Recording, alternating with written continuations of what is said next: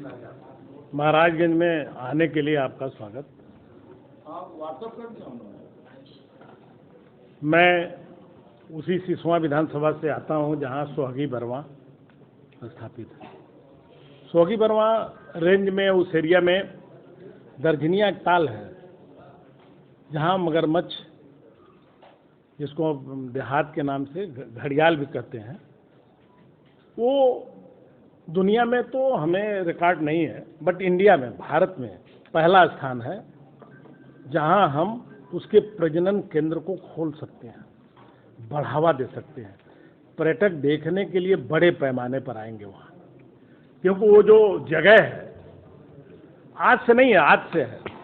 जब भारत और अंग्रेज की लड़ाई हुई थी और जब हमने हमारे जो ये एरिया है पूरा नेपाल में हुआ करता था, और उस समय एक संधि हुई थी, सुगौली संधि, जो पूर्वी चंपारण में है, उस समय से वह स्थापित है, बहुत पुराना है।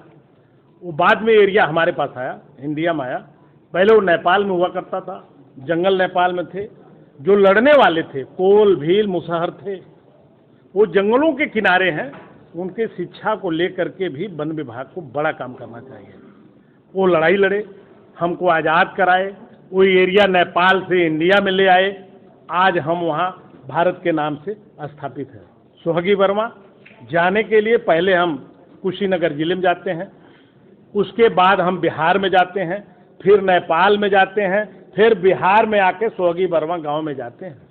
बहुत कठिन तपस्या की जिंदगी वहाँ के लोग गुजारते हैं। 3 तरफ से नदी है, एक तरफ से नेपाल है, पूरा घिरा हुआ है। वो दृश्य देखने के लिए तब आता है जब बाढ़ आती है, आवागमन पूरी तरह ठप हो जाता है।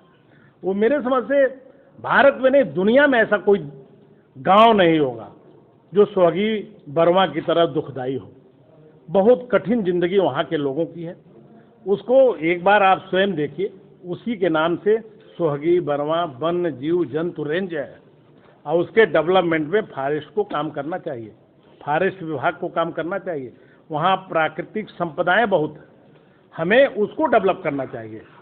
भारत में पहला प्रजनन केंद्र होगा। अब तक फॉरेस्ट विभाग के जो रिकॉर्ड मैंने देखा है हिंदुस्तान का, कहीं भी ये जो है केंद्र नहीं स्थापित है ही नहीं है।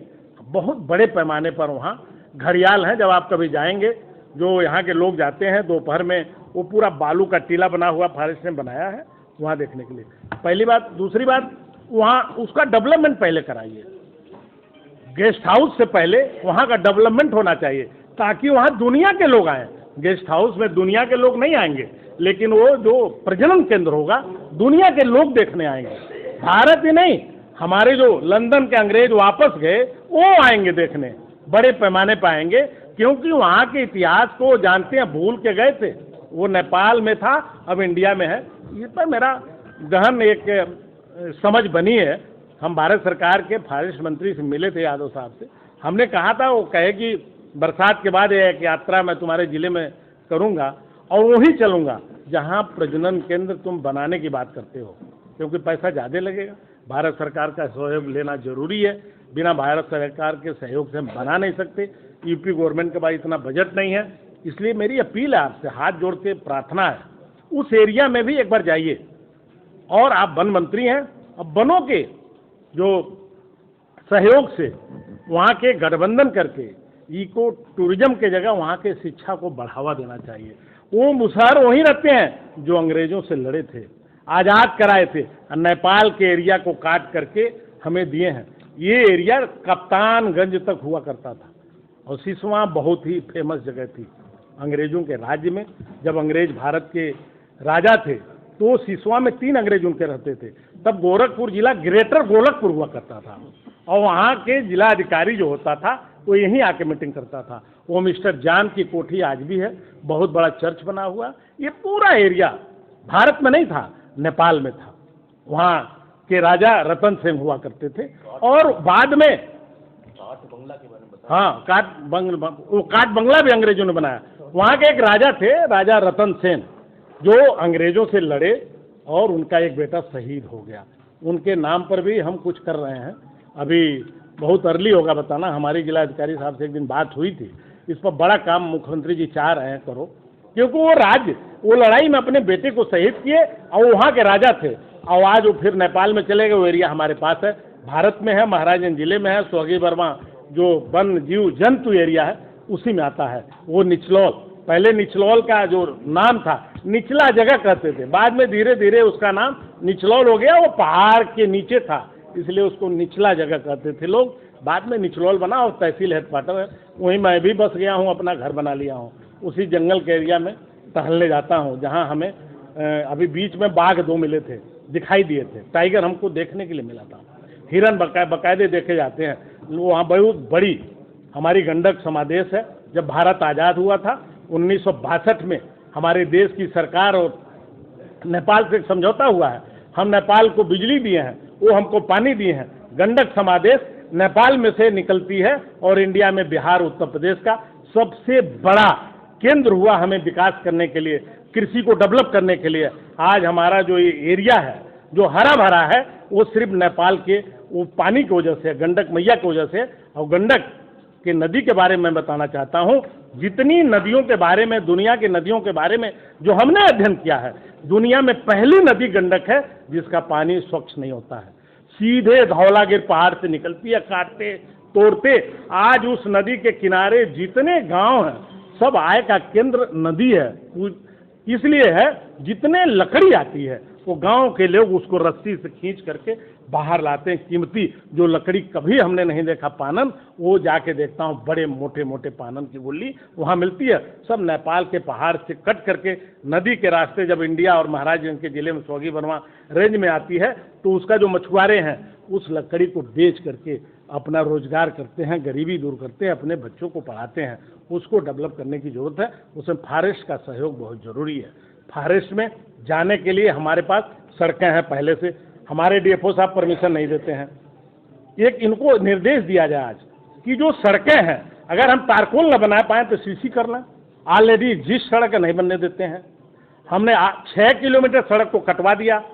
वो जंगल के रास्ते इतनी पतली है, बाहर 7 मीटर चौड़ा बनवा रहे हैं उसी गेट से, क्योंकि परमिशन नहीं मिला।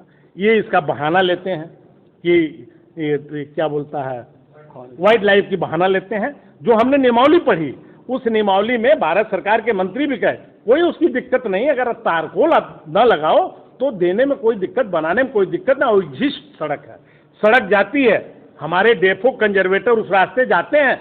स्वर्गीय वर्मा जाने का एक रास्ता है जो भारत नेपाल के सीमा पर बहुआर गांव है, वहाँ जाने का रास्ता है। वही रास्ता ब्लॉक होता है, वहीं से नेपाल शुरू होता है। उस सड़क को मैं अच्छा बनाना चाहता था। फॉरेस्ट विभाग ये डेफो बैठे हैं, ये जो है उसमें थोड़ा सा सहयोग नहीं करते हैं। इनको सहयोग करने की भावना दीजिए और कहिए सीसी पीडब्ल्यूडी कहा हम नहीं बनाते हैं तो पैसा आपको देते हैं, सीसी कराओ लेकिन सड़क चौड़ी बनाओ। उसमें पेड़ आ रहे हैं, सही है, पेड़ का मूल्य भी पीडब्ल्यूडी देने के लिए तैयार थी, लेकिन वो मूल्य नहीं दे पाई जितना आप चाहेंगे। आप 10 लाख की खर्चा के 10 करोड़ मांगेंगे तो पीडब्ल्यूडी देने में असमर्थ होगी, सड़क नहीं बन पाएगा। सड़क बहुत पतली है, जाने के रास्ते अवरुद्ध हैं, ये वहाँ जरूरी है।